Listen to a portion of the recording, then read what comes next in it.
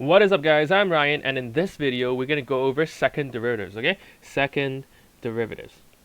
So second derivatives is nothing complicated. It's basically the same as first derivatives. Okay, so if you recall, first derivatives is doing what? It's finding slope, right? So finding slope of a function. Okay, and now let's recall that how do we usually write it? We usually write to find it. So let's say I have an fx is equals to x squared, right? Fx is equals to y is equals to x squared. Usually we write it like this, right? Or you can write fx equals x squared, y equals x squared, doesn't matter.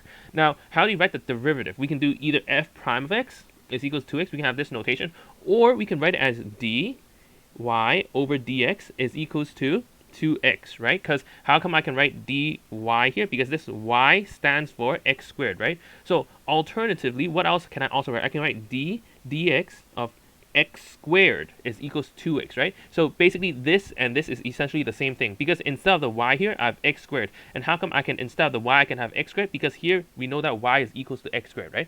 So this is the basic notation for derivatives. So now how do we notate second derivatives? Okay, second derivatives is honestly very simple. If it's second derivative, we just have f prime x, right, is equals to 2, right? Because if we d this once, we get 2x, right?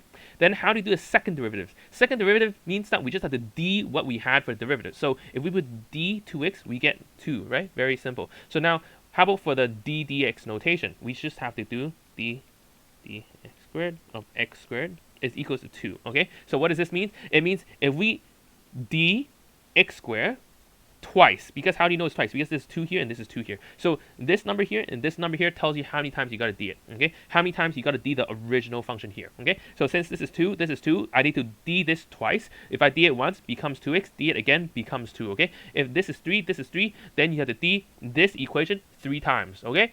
So this is the basic notation. Now onto what it means, okay? Graphically what it means. So let's just use the same example. We have y is equals to x squared, right? So we have something like this most likely. This is y equals x squared. Again, this is y coordinate and this is x coordinate, okay? So let's say we have a point here. Let's say this point right here is 1, 1, right? What does this 1, 1 tell us? It tells us when x equals 1, y coordinate is 1 as well, okay? Now, if we were to d it once, we get y equals 2x. So we get this, y equals 2x, right? Now on this x-axis, it's still x. But this y-axis is no longer y, right? This y is no longer there. It's wrong. What is on our y-axis now? Our y-axis is now f prime of x, okay? What does f prime of x mean? It means slope, okay? It means slope. So if we were to have a point here, again, we're gonna have a point of 1, 2, right? Because if we substitute 1 into this x value here, we get y is equals to 2 times 1, which is equals to 2. Right? So if we put 1 here, we get y is equals to 2. So what does this mean now? If I have a point 1, 2 on this second graph, on this derivative graph, it means that when x is equals to 1, slope is 2, okay? So it's telling us when we have an x coordinate of 1 here, the original function has a slope of 2, okay? Because this of the derivative graph tells us that when x is 1, there's a 2 for the coordinate, right? So it's telling us when x is equals to 1, there's a slope of 2, okay? So now extending this knowledge, if we were to d it one more time, we will get y is equals to 2. So we get this, y equals to 2, right? Now on this x-axis, again, it's still x.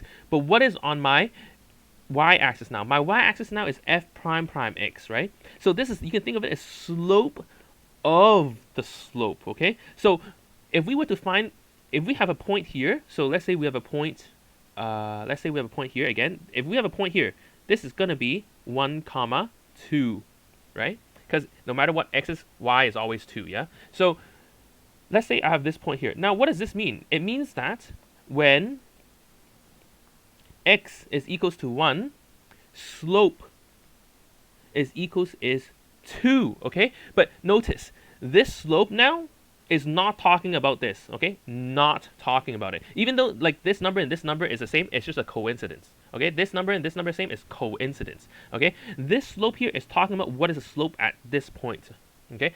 This is the second derivative. It's finding the slope of this line, okay? This is the first derivative. It's finding the slope. So this is finding the slope of this curve, Okay, so this is finding the curve slope of this curve, and then this is finding the slope of this curve. Okay, so this does not find the slope of this curve. Okay, so this second derivative tells us the slope of the first derivative. When we have a point here at 1 comma 2, we know that when x is equal to 1, slope is 2, meaning for this curve right here, when the x value is 1, okay, when x value is 1, the slope here is 2, okay? So that is the basic concept of second derivatives. Second derivatives is just finding the slope of the slope, in short, okay?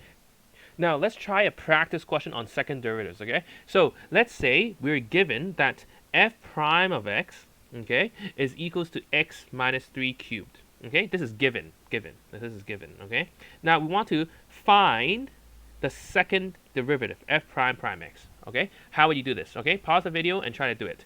So, the answer is here. If you're given this is already the first derivatives, can you see? This is not the original function, right? This is not fx. This is not fx. This is f prime of x, right?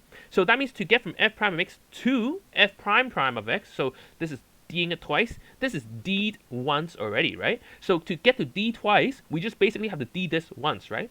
So officially, how do I write it is, I need to write d dx of x minus 3 cubed, right? Because all that I want to do is d this one time. I do not need to d it twice, because this is already d'd once, okay? So if I were to d this one time, how do I do it? I gotta do chain rule, right? So I see that I have two function types. First function type is polynomial on the very outside, okay? And then on the inside, I also have polynomial here, right?